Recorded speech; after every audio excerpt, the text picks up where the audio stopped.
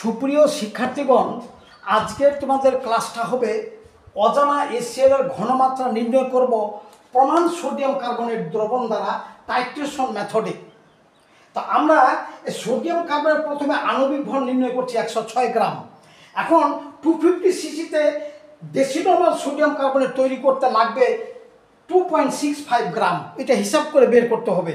এখন সোডিয়াম কার্বনেটের মাত্রা হলো যতটুকু নিতে হবে তার একটু বেশি নেওয়া হয়েছে, 2.66 গ্রামকে ভাগ দিচ্ছি 2.65 গ্রাম ইন্টু m/10।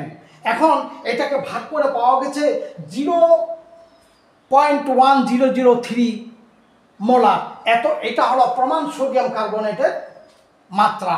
এখন HCl এর ঘনমাত্রা নির্ণয় করবো, তার মানে S2 নির্ণয় করবো। সেখানে 2 ইন্টু 10, এই 10 হলো সোডিয়াম কার্বনেট যেটুকু আমরা কনিক্যাল ফ্লাক্সে নিব, এবং এই সোডিয়াম কার্বনেটের মাত্রা হলো 0.1003 m। একে ভাগ দিব V2 হবে এই বুড়ের থেকে। এই বুড়ের থেকে প্রথম রিডিং ছিল এখানে 9, দ্বিতীয় রিডিং 15, আবার তৃতীয় রিডিং 15। ডিফারেন্স হলো দ্বিতীয় রিডিং হলো 21.1, ডিফারেন্স 6.1, এটার ডিফারেন্স 6। অতএব এখানে গড় করে পাওয়া গেল 6.03। এটা কথা মানে হইল যে 10 সিসি প্রমাণ সোডিয়াম কার্বনকে প্রশমিত করতে 6.03 মিলি সিসি HCl লাগলো। ওইটা হবে V2 মান। এই V2 মান বসিয়ে আমরা পাইলাম HCl এর ঘনমাত্রা পাইলাম 0.033 মোলার।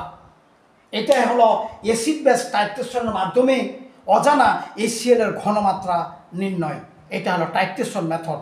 তোমাদের সকলকেই ধন্যবাদ।